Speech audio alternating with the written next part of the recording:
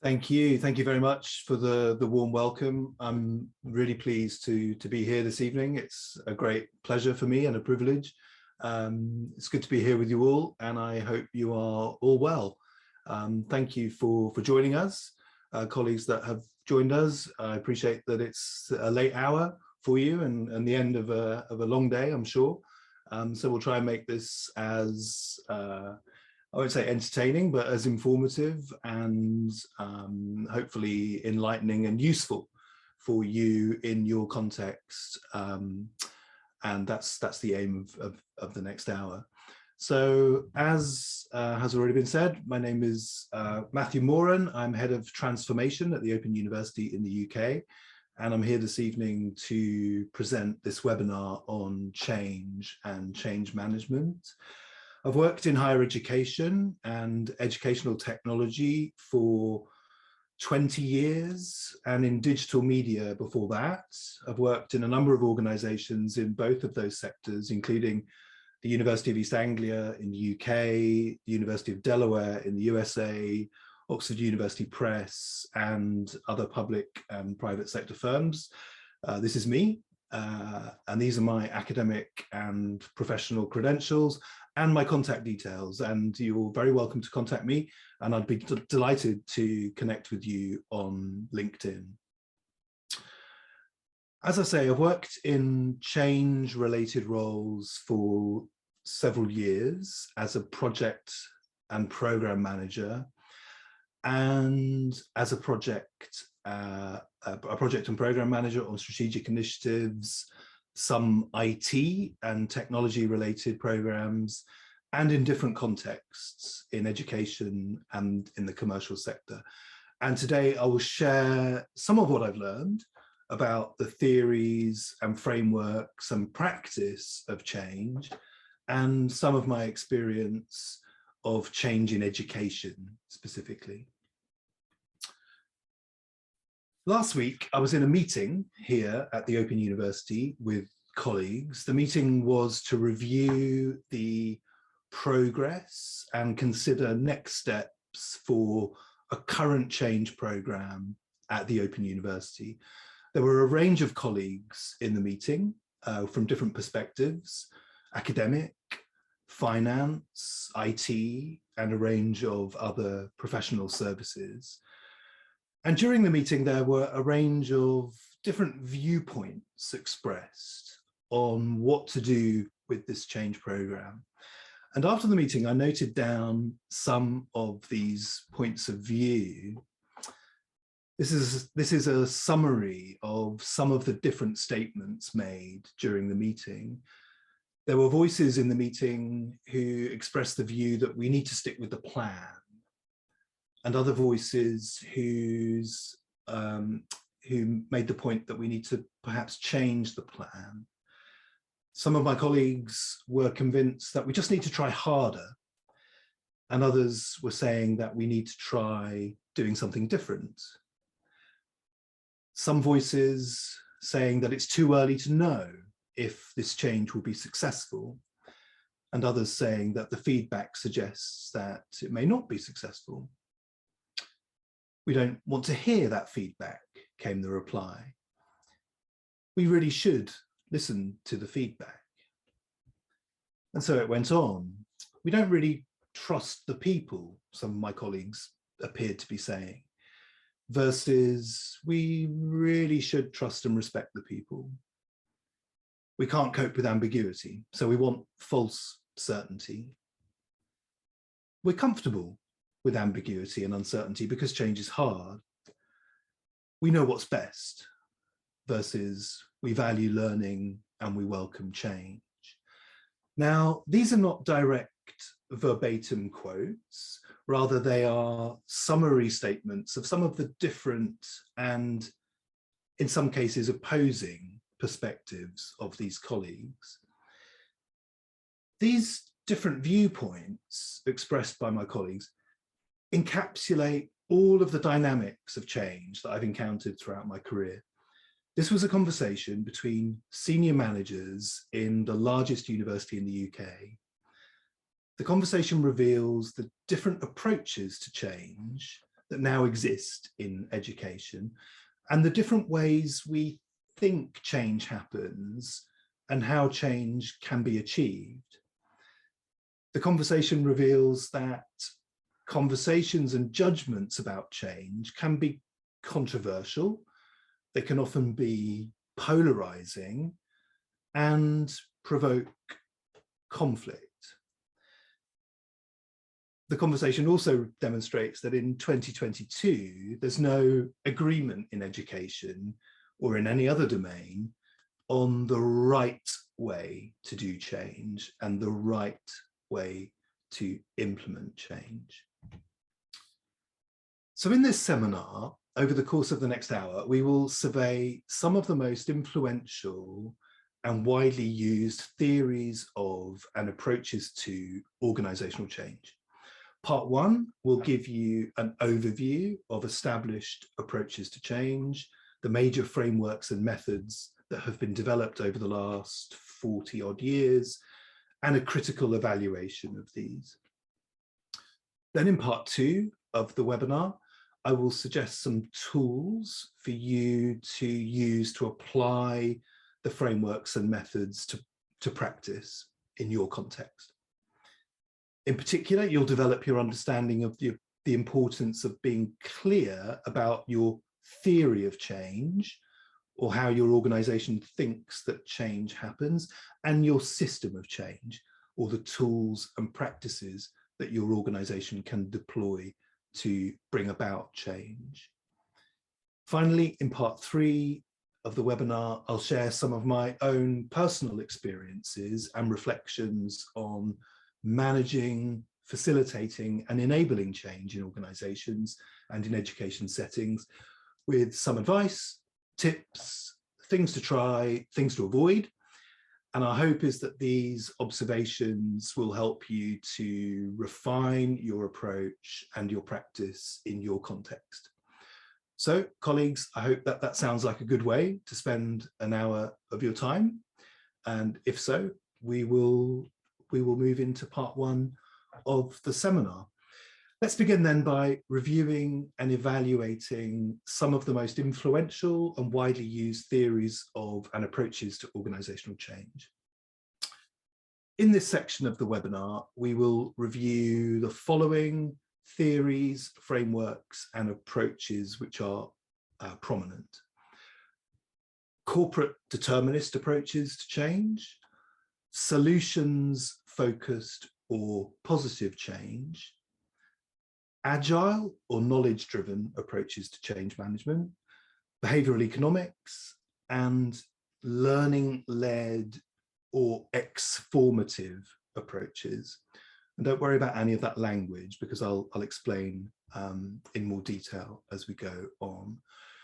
For each of these, we will review the background and context of these movements, of these approaches, the main outlines of the approach, the benefits and the shortcomings of each, or the pros and cons, and their relevance in education settings. Let's start with the corporate determinist approach.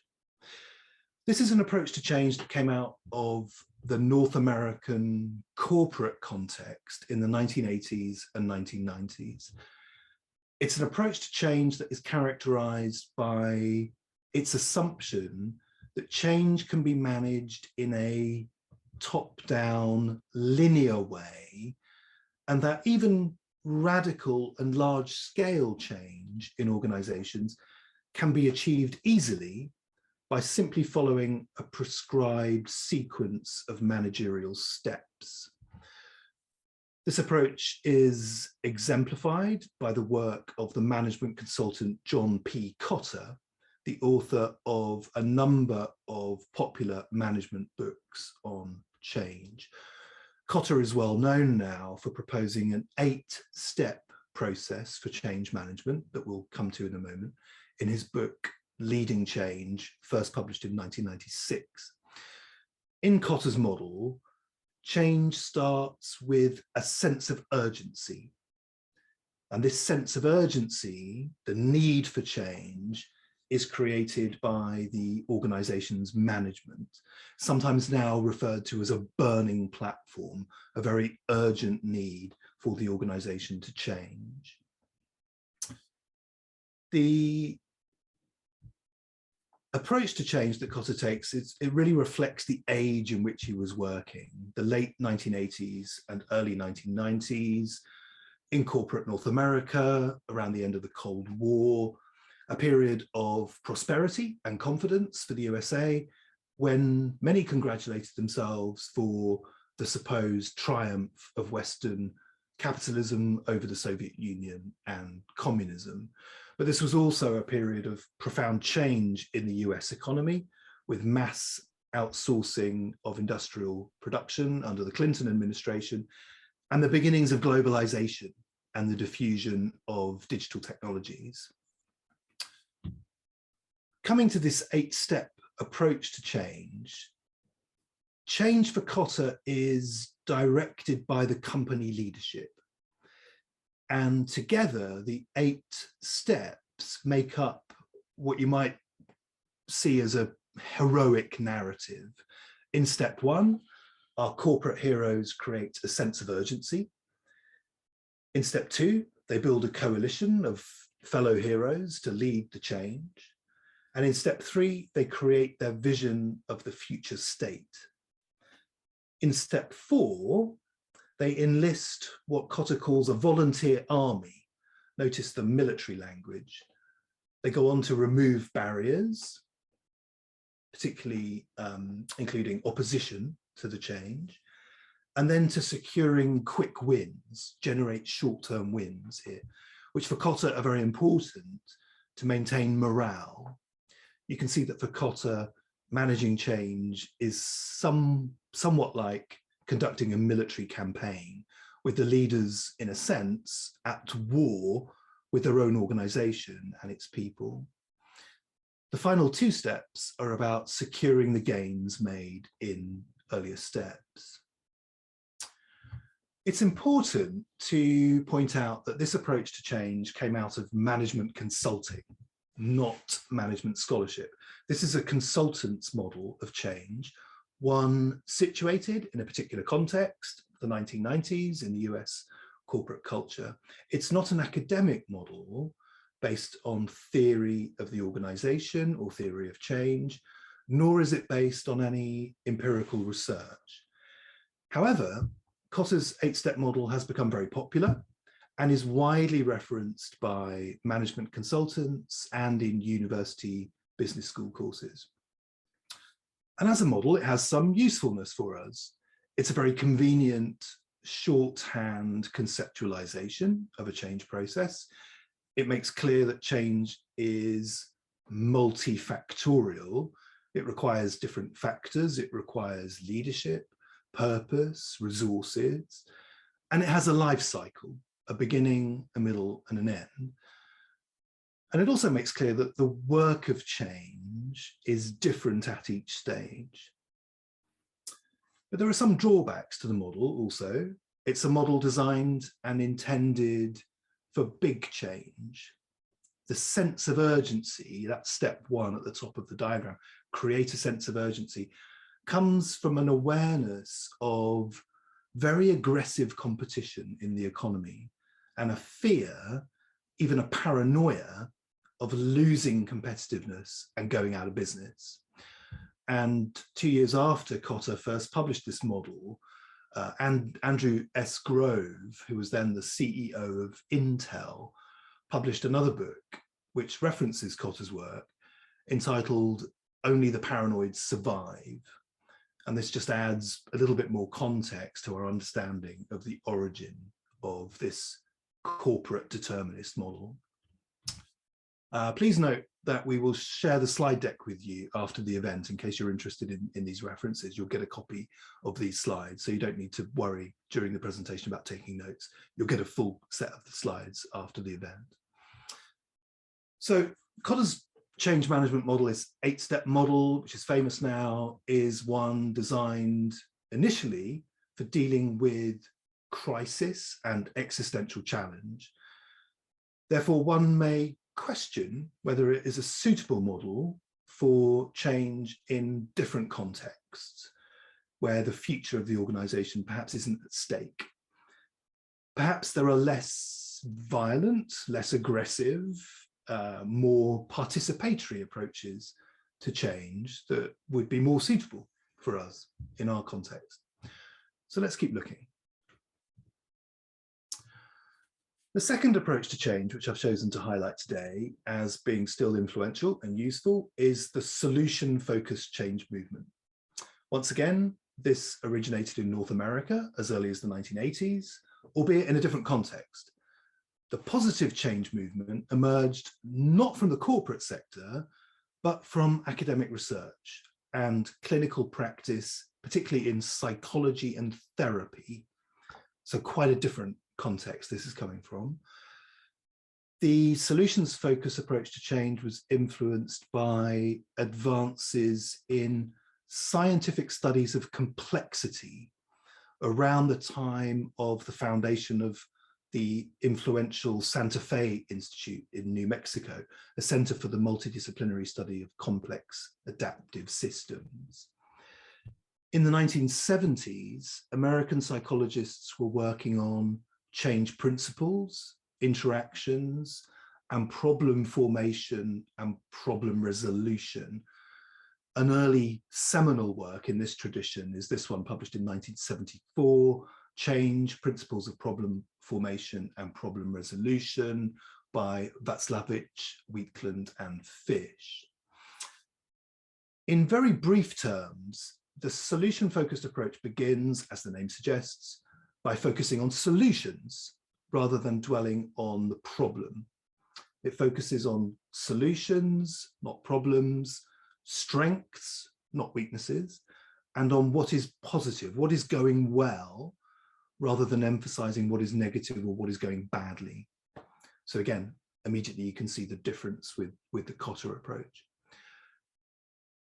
From therapy, the solution-focused approach was adopted by the coaching profession in the US and was taken up by more progressive and forward-looking organizations, particularly research-intensive and innovative organizations, including electronics and computing companies, and by the US military. And solution-focused coaching and solutions-focused approaches to change continue to be practiced in organizations around the world today. This practice can be summarized simply as follows. Find what already works and do more of it. Don't fix what isn't broken, and stop doing what doesn't work and try something else. This practice rests on some fundamental principles. Change is happening all the time, even if it doesn't appear to be. The work of change is to identify and amplify useful change. There's no one right way. Different views and practices may work just as well. Understanding the problem, spending a lot of time trying to understand the problem, is often not helpful in devising good solutions. Instead, clues to the solution might be right in front of us if we just take the time to try and recognize them. And finally, small changes can produce big impacts. Now, you'll immediately see again how the solutions-focused approach differs from Kotter's 8-step deterministic model. While Kotter assumes that the current situation is flawed, the burning platform, the solutions-focused approach takes a positive view and seeks to build on what is good about the current situation. Kotter assumed that the current situation is one of stasis, that things are frozen in time, while the solutions-focused recognizes that our situation is dynamic. Our situation is always changing and is always capable of change. For Kotter, change is dictated and led by all-knowing and all-powerful leaders, while the solutions focus recognizes that change is characterized by diversity, inclusion, individual agency, and co-creation. For Kotter, change is a product, a deliverable, a future state, whereas for the solutions-focused approach, change is emergent. It's constructed by people and by their interactions, and it's always happening. It's always a work in progress. And there are any number of key works that I could point you towards for the solutions focus. Here are just two that I recommend: The Solutions Focus by Jackson and McCurgoo, and Positive Approaches to Change by McCurgoo and Clark. And again, you'll get the slides. Don't worry about scribbling down the references. If you're interested, you'll get the slide deck after the presentation for you to read at your leisure. Despite its continued popularity, the solutions focus has some drawbacks. As may have become clear, it tends to ignore the problem. The solutions focus has been criticized for ignoring problems and focusing only on solutions. Now, in therapy and in individual coaching, ignoring the problem may be appropriate, but in organizations with complex social and technical systems operating in legal and regulatory spaces, ignoring the problem may not be possible or wise. The solutions focus has also been accused of promoting false positivity. It is associated now with positive psychology, which has also faced criticism for misplaced optimism. Critics of positive psychology argue that overlooking problems and avoiding the possibility of failure and uncertainty is counterproductive. So there are some shortcomings to the solutions focus. However, solutions focused coaching continues to be practiced in many organizations in different domains and to bring benefits. So don't overlook it, but be aware of the shortcomings that have been identified. Okay, to recap briefly, we have seen how the corporate determinist approach to change, exemplified by Kotter, is deterministic. In other words, Kotter believed that change can be achieved by following a simple sequence of managerial steps. The outcome can be known and is predictable in advance, and the progress of change is not affected by events in the environment or by people in the environment. Another prominent approach to change, the solutions focus, prioritizes the solution or possible solutions and avoids confronting reality, the problem, leading to sometimes unsustainable outcomes. Now, what if there were an approach which acknowledged both the unpredictability of our world and the importance of developing our knowledge of our context so that we can achieve more sustainable results? Let's welcome our third guest this evening, the agile or feedback-driven approach. Once again, the agile movement came out of, you guessed it, the USA in the 1990s, but its true origins lie elsewhere. Its true origins lie in Japan in the post-Second World War era and in lean manufacturing, particularly in the Japanese auto industry of the 1950s.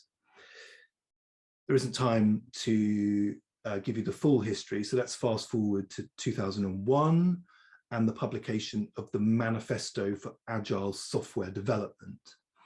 The Manifesto of Agile Software Development summarized and popularized a variety of principles and practices that had been in place for some time in the domain of software development, including the following: problem or opportunity exploration. It's vital in agile approaches that one understands and explores the problem.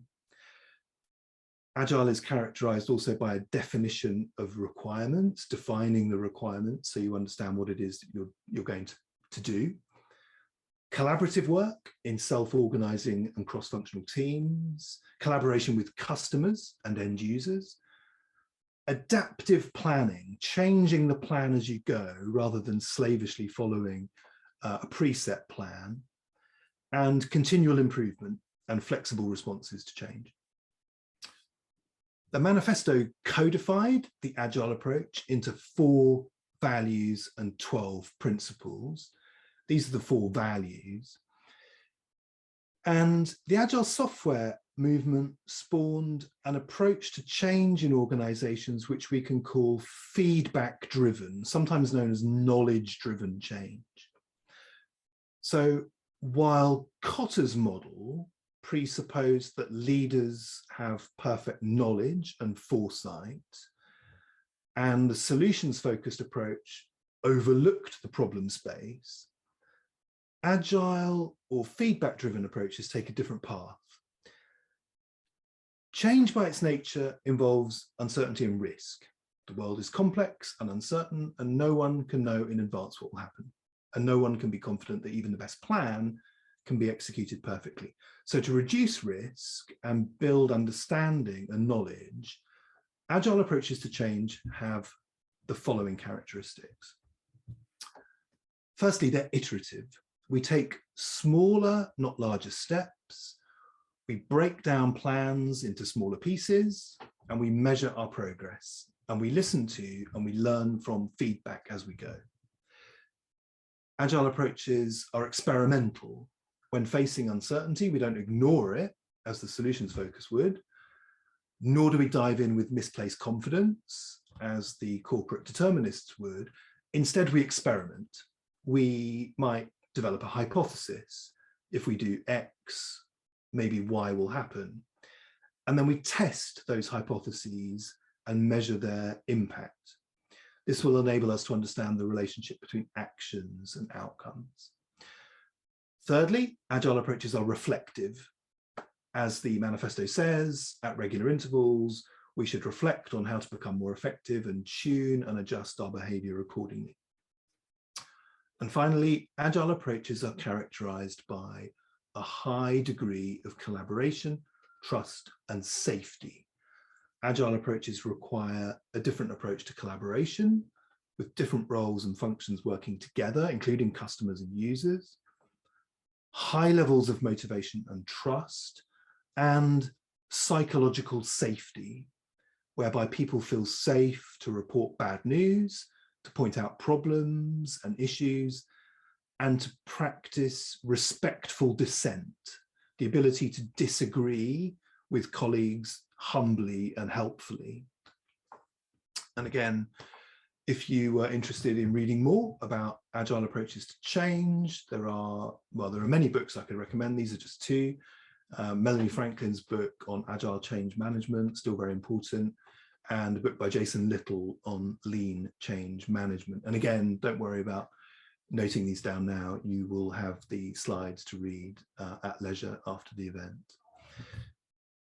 The advantages of the Agile approach are that they reduce risk because you're taking smaller steps and you're adapting your approach as you go.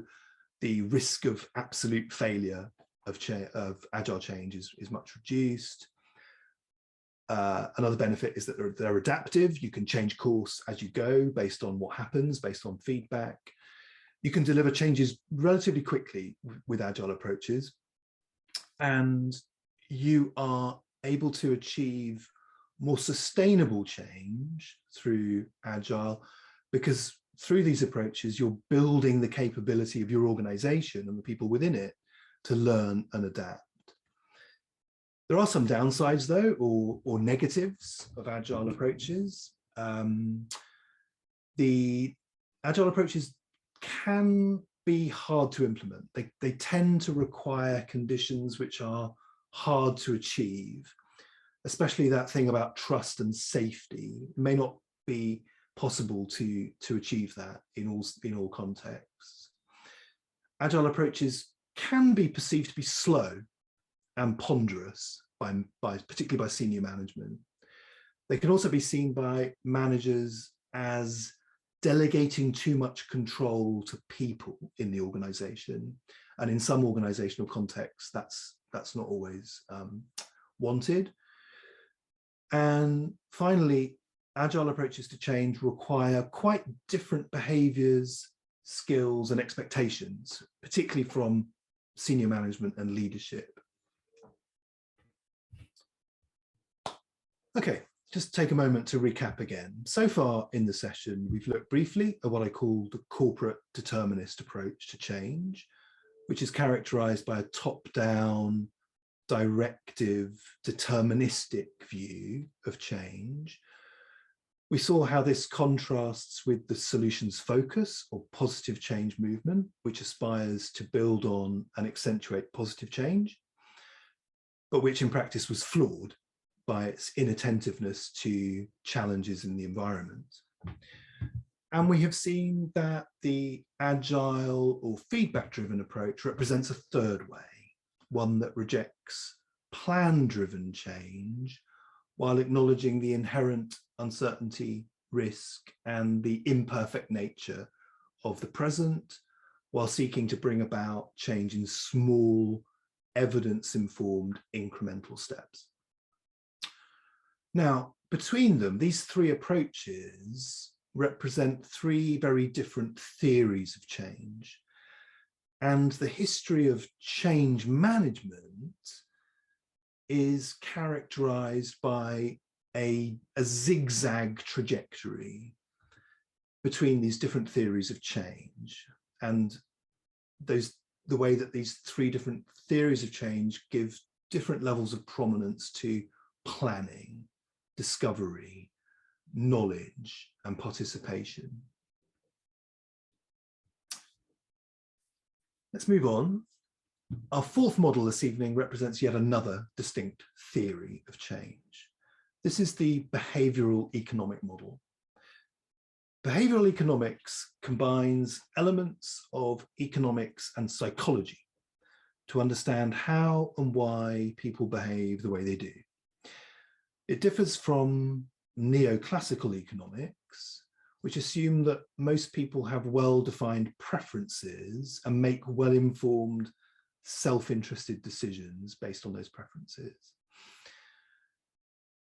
Behavioral economics attempts to understand why people do not always behave in logical ways and rationally, why people don't always make rational choices, and why we frequently make choices that are not objectively the best ones for us. So to give some examples, we know that smoking is bad for our health, but many people do it. And we know that using a mobile phone while driving a car can be highly dangerous, but many people still do it. We regularly make choices about how to spend our money, or about which political parties to vote for, and a whole range of other things that are not rational. And behavioral economics attempts to understand why. One of the approaches to change management that has emerged from the study of behavioral economics is the ADKAR model. The ADKAR model is owned by the management consulting firm Prozzi. ADKAR is an acronym which stands for awareness, desire, knowledge, ability, and reinforcement. These are the states that need to be achieved for change to be successful, according to the authors of the ADKAR model. The ADKAR model maintains that organizational change only happens when individual people change, and that this personal change needs to happen in order to enable wider change in the organization to happen. This theory of change sits at the center of Prozzi's system of change, which has three phases, as shown here. Phase 1, prepare the approach. Phase 2, manage the change. And phase 3, sustain the outcomes. So a little bit like Kotter's model, the Prozzi system has a sequence, a life cycle, which is broadly linear, but which, unlike Kotter, accepts that adaptation and flexibility are going to be needed, that change cannot simply be dictated or installed like software. The Prozzi ADKAR model has many advantages. Unlike the Kotter model, it is based on theories of organization, and it is informed by empirical research. The originator of the model and founder of Prozzi, Jeff Hyatt, conducted empirical studies of more than 700 organizations, and Prozzi continues to conduct large-scale longitudinal empirical studies of organizational change.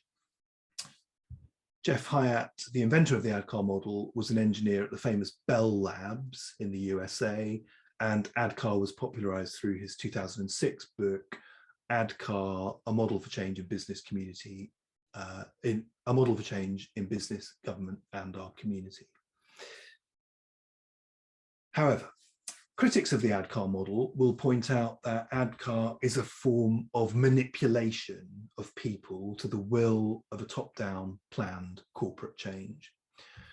Critics point to the similarity of the 5 steps: awareness, desire, knowledge, ability, and reinforcement, with models used by advertisers and marketers, including the ACCA advertising formula: awareness, comprehension, conviction, action, which is a customer management model from discovery of the product through to making a purchase.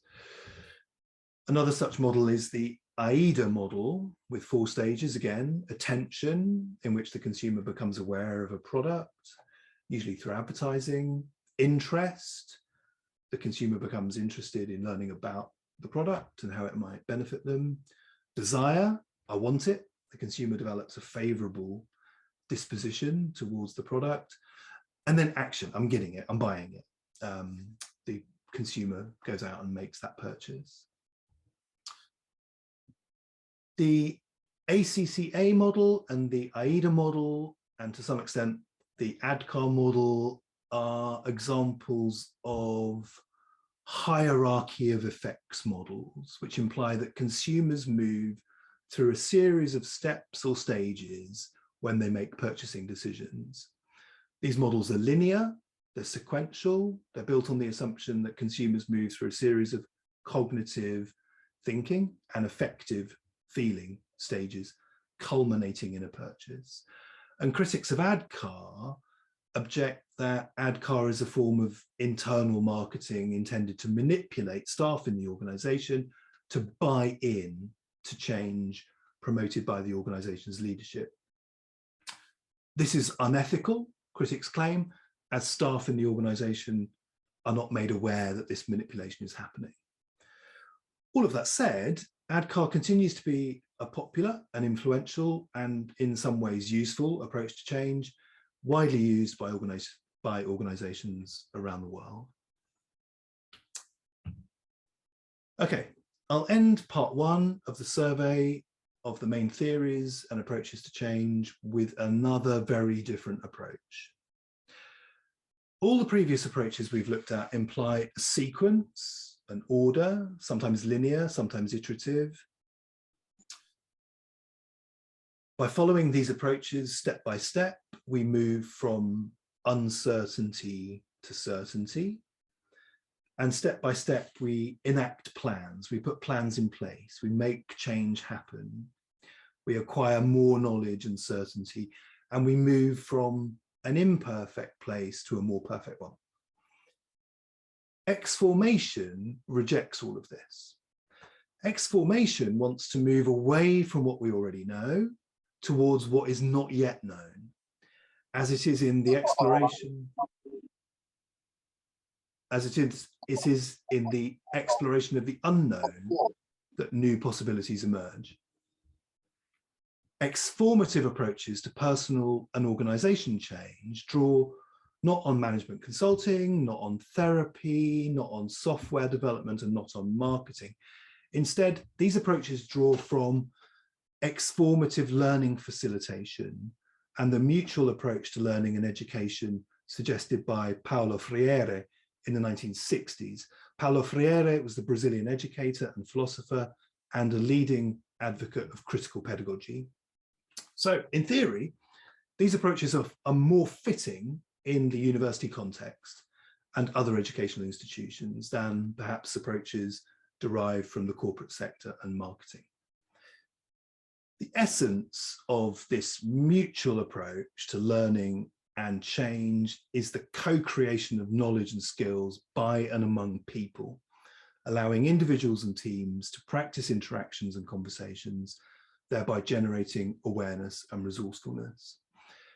Exformation is where learners themselves become facilitators and are cooperatively responsible for venturing into the unknown and extracting new meaning and fresh value from this process. We learn with, from, and among each other. Exformation means activity and relationship-centered learning, which unleashes creativity, a sense of wonder, and a keenness to explore the unknown. There are three keystones to exformative learning. Voluntary participation. People are invited to participate and may choose to decline. Dialogue. Conversations through which possibilities and opportunities for new insights are explored and sometimes discovered. And relationships. Practicing relationships and interactions to explore ambiguity and doubt and become more resourceful and human together. Exformative learning follows a trajectory that leads into the unknown and allows for the learner to give value and meaning to the unknown through dialogue and interactions with others. Now, all of this might sound quite vague, but there are a number of ways in which exformative learning and change is supported in organizations, including some very large and successful organizations. Liberating structures are a collection of 33 alternative structures for facilitating meetings and conversations, curated by Henri Litmanovich and Keith McCandless. In most organizations, we tend to use the same 5 conversational structures by default. Presentations, such as the one I'm giving now, managed discussions, such as formal meetings with agendas, status reports, open discussions, and brainstorming. The problem with these is that they're either too constraining in the case of presentations, managed discussions, or status reports, or they're too loose in the case of open discussions and brainstorms. Liberating structures, on the other hand, are designed to embrace distributed control and include a fairer representation and a larger number of people in shaping progress and outcomes. Now, I don't have time to describe them all in detail, but the liberating structures are small ways of structuring engagement and resourceful discovery and learning together. I recommend Litmanovich and McCandless's book, The Surprising Power of Liberating Structures, and you can find out more on their website, liberatingstructures.com, where there are lots of free and open access resources for you to consult. Another example of exformation in practice in organizations is Toyota Kata. Toyota, the Japanese multinational automotive manufacturer, has pioneered and popularized different structures for exformative learning in the organization. Toyota uses structures which they call kata, a Japanese word that translates roughly as routines or drills, to ensure the continuous nurturing of a learning capability in the organization. The kata are routines and practices intended to continuously create and enhance the human capabilities of the organization so that it can adapt and change. There are 2 kata, the improvement kata and the coaching kata. The improvement kata is a routine for moving from the current situation to a new situation in a creative, directed, meaningful way. It's based on 4 steps. Firstly, we think about a vision or direction that we want to go in. Secondly, we understand, we grasp the current condition. We then define the next target condition, the next step towards that vision.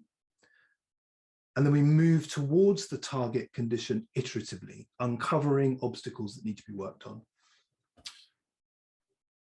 Now, in contrast to some of the earlier approaches that we've looked at, the improvement kata builds on discovery that happens along the way.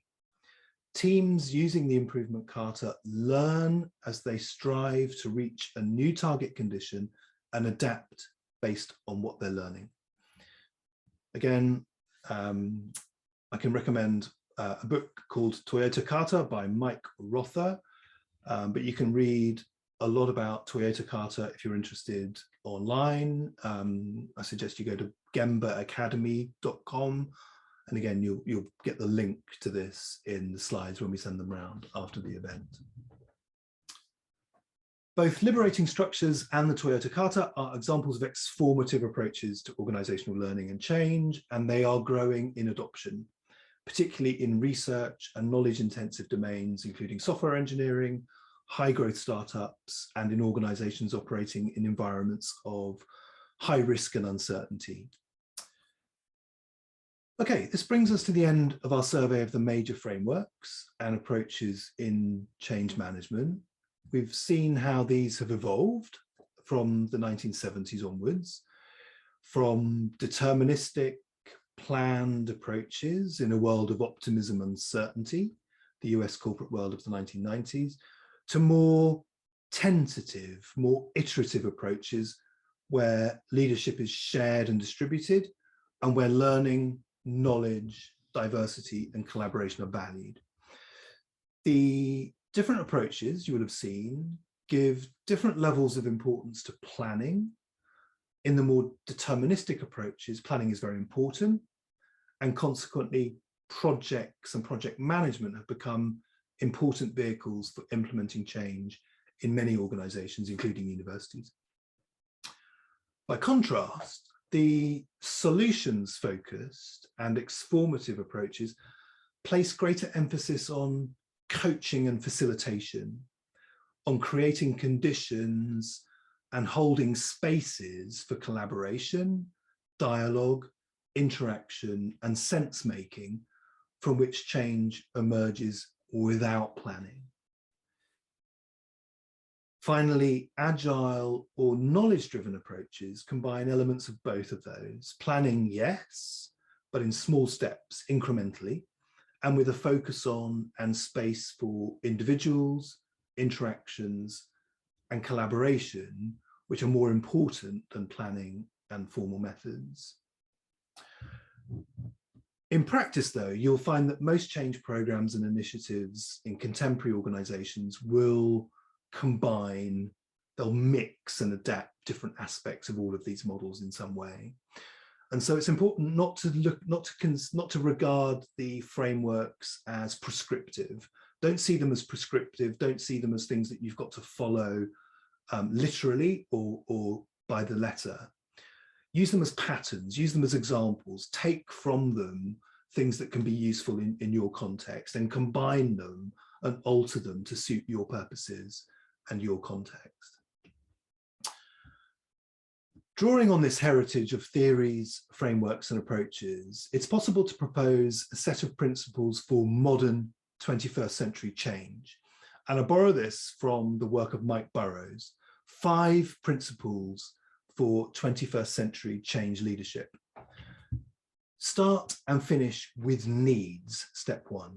Discover what's needed based on appreciation of where we are now and our ambitions for where we'd like to get to. Step 2, agree on outcomes. Explore and understand the landscape of obstacles and outcomes. And from this, build agreement on the outcomes as the basis for change. Step 3, keep the agenda for change visible. Practice transparency, use visualization to map, organize, prioritize, show progress, and communicate. Step 4, manage options and test assumptions. Generate and select options, frame and test hypotheses, design experiments to validate or invalidate your assumptions. And then organize for speed and mutual accountability. Organize the work so it's clear to everybody what's happening and why. Mike Burrows has published this in a book called Agenda Shift, and you can find lots of useful resources and tools on the Agenda Shift website under Creative Commons licenses. Visit agendashift.com and you'll find a lot of useful resources there. Okay, we move into part 2 of the webinar now, in which we consider how to take these theories and frameworks from the abstract and apply them in practice in your particular context. Parts 2 and 3 of the presentation are far shorter than part 1, you'll be pleased to hear. At the start of the webinar, I mentioned a conversation about change in my own organisation, the Open University, and the different approaches to how change can be implemented. Another way to understand this conversation is to look for the different theories of change at play in the comments of my colleagues. On the one hand, there is a theory of change which privileges planning, hierarchy, and certainty. According to this theory of change, change is deterministic, it's possible and desirable to control, even to coerce organizations and the people within them, and those of positions in power are preeminent. It's their change, it's the leaders' change, it's their vision, their needs, and their outcomes that are important. On the other hand, there's a second theory of change in this conversation. According to this second theory of change, change is emergent, it's not planned. Plans are wrong and need to be adapted and altered to deal with reality. This theory values feedback and learning, as feedback and learning help us to change better and to achieve the needs and outcomes that are important to everyone in the organization and not just the senior management. For the first theory, change is like a political or even a military campaign. For the second, change is community and collaboration. For the first theory, the organization is a thing to be conquered or beaten, while for the second, the organization is a thing to be nurtured and respected. So as you contemplate change in your organization, you should ask yourself and your colleagues, what is our theory of change? How do we understand change to happen?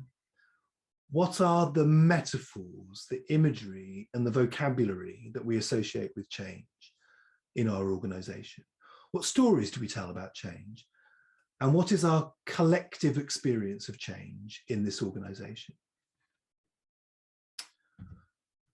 As well as revealing different theories of change, this conversation with my OU colleagues reveals contrasting systems of change. Now, a system of change is the means by which we devise change to happen. The system of change is made up of the structures, the systems, the resources that we use to govern and manage and implement change. It's the governance and the decision-making structures, the committees and groups, the tools, and all the means we use to implement change, including projects and programs, communication channels, and so forth. And so, as you contemplate change in your organization, you should ask yourselves and your colleagues, what is our system of change? What are the means by which we will make change happen? Are these consistent with our theory of change? And are they suitable means for the change that we expect and the outcomes that we want? In my experience, change projects and initiatives frequently fail when the proposed change is inconsistent with the theory of change in the organization. For example, a large-scale, top-down, deterministic transformation program will likely fail in an institution whose theory of change is one that values community, trust, collaboration, and the knowledge and resourcefulness of its members. Also, in my experience, change projects and initiatives fail or are challenged when the system of change is mismatched with the theory of change. So in an institution whose theory of change is one that values community, trust, collaboration, and co-discovery of knowledge, a system of change based on temporary projects managed from the center is likely to run into problems. And you can think of the theory and the system of change as two sides of what we might call the change brain.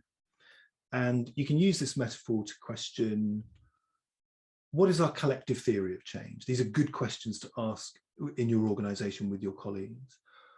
What are the needs that we seek to satisfy and the outcomes we seek to achieve? How does our theory of change constrain our ability to achieve those outcomes? And how does our theory of change suggest that they might best be achieved? And finally, what is the system of change best suited to the goals that we seek to achieve for ourselves? Okay. Part 3, let's move on into the third and final part of the webinar. In the few minutes that remain, I'd like to share some of my own experiences of and reflections on the practice of change in organisation and higher education settings. And the first lesson is very simple and very obvious. Change is hard. Change is really hard. My Open University colleague, Professor Martin Weller, has recently written a blog post entitled "Universities Interpret Change as Harm," but that's probably okay. Universities, not unlike organizations in other domains, tend to react to change with hostility, and they try to eradicate it. And certainly my experience is that change is hard, and it takes a long time to achieve sustained change in organizations. It takes years, even decades. This is in part because in universities, influence is at least as powerful as authority. In any organization, including universities, there is an org chart, there's an organization chart, and it may look like a pyramid, but authority does not generally cascade from the top of the pyramid. Universities are not like that. Universities are federated networks of communities and interest and influence.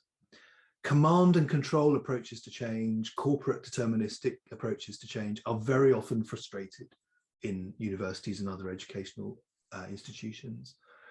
What works better is quiet influence, relationships, empathy, taking time to listen, show respect and build trust and influence with colleagues. Naturally, these being academic communities, we value approaches to change that are situated in theory and which are evidence-based. Doing all of this takes time and patience, and it doesn't create immediate impacts or return on investment. And this may frustrate senior sponsors and finance directors. But it's a feature of the system in which we work. It's not a bug. Treating it as a bug, as a problem to be solved, is not helpful and is very often counterproductive.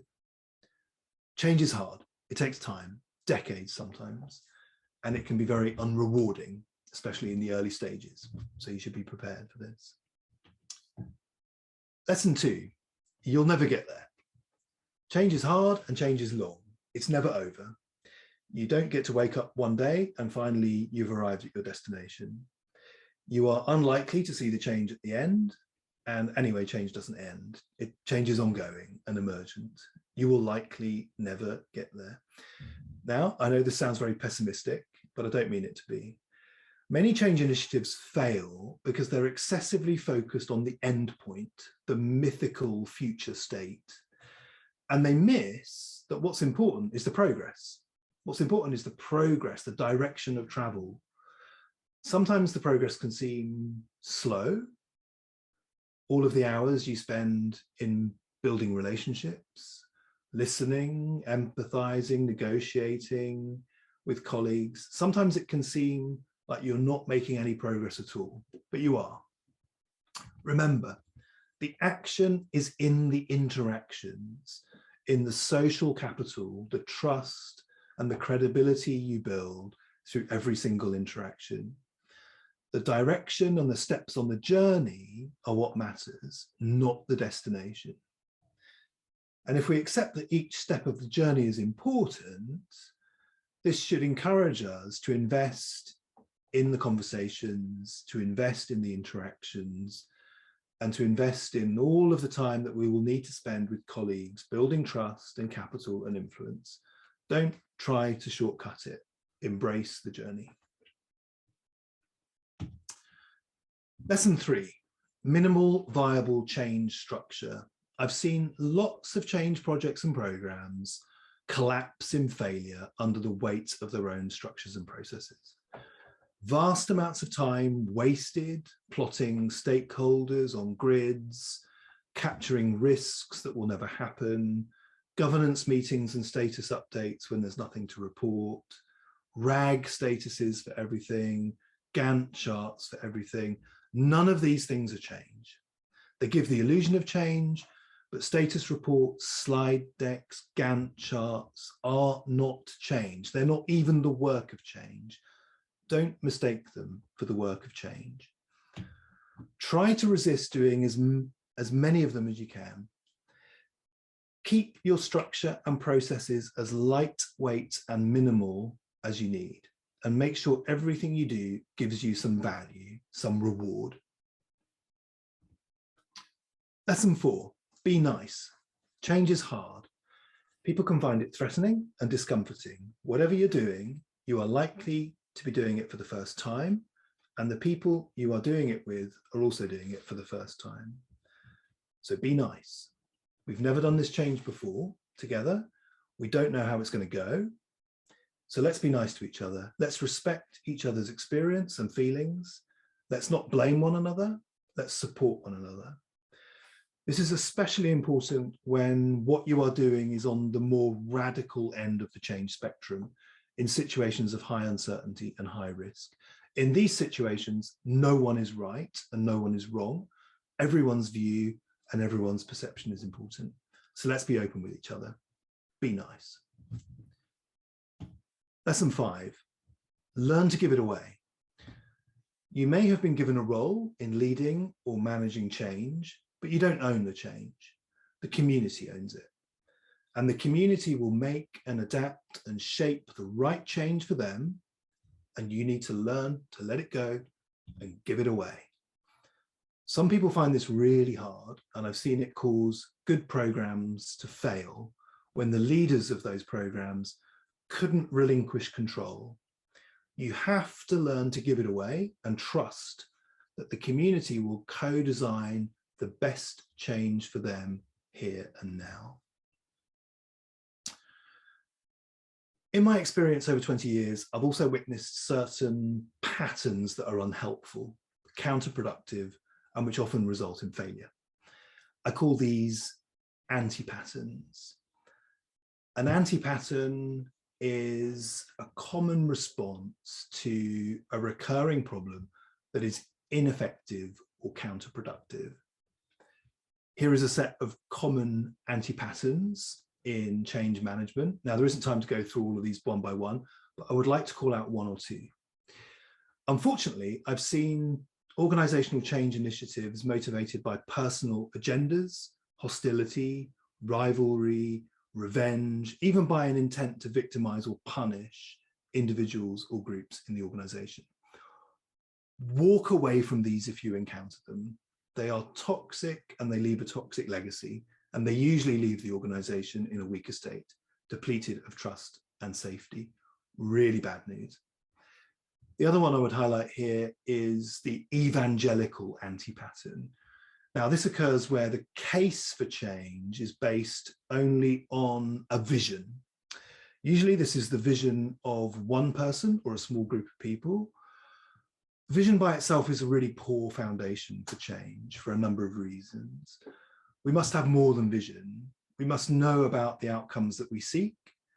We must understand why we seek them and why they're important.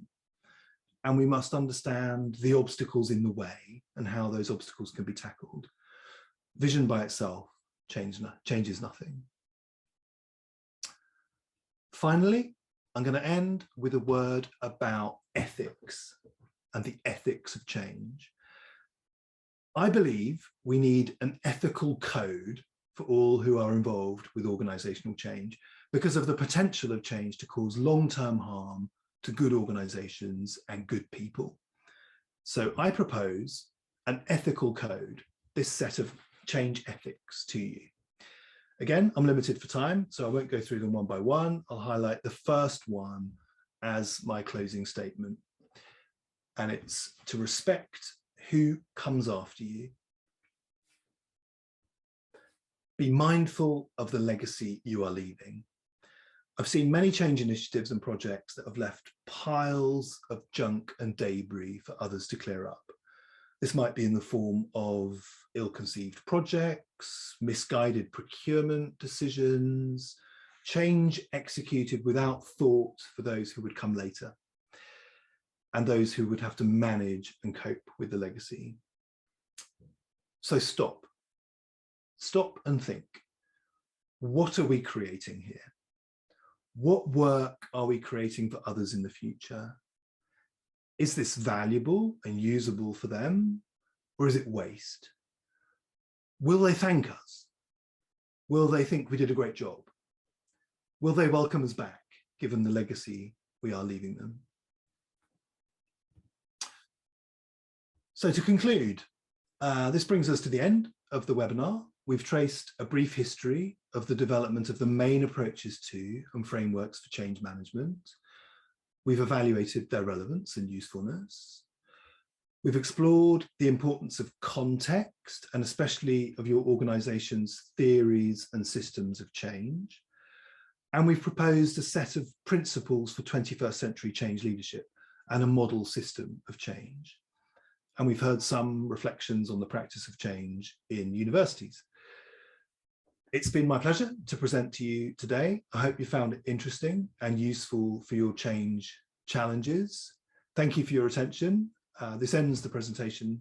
Time now to open up the floor for discussion.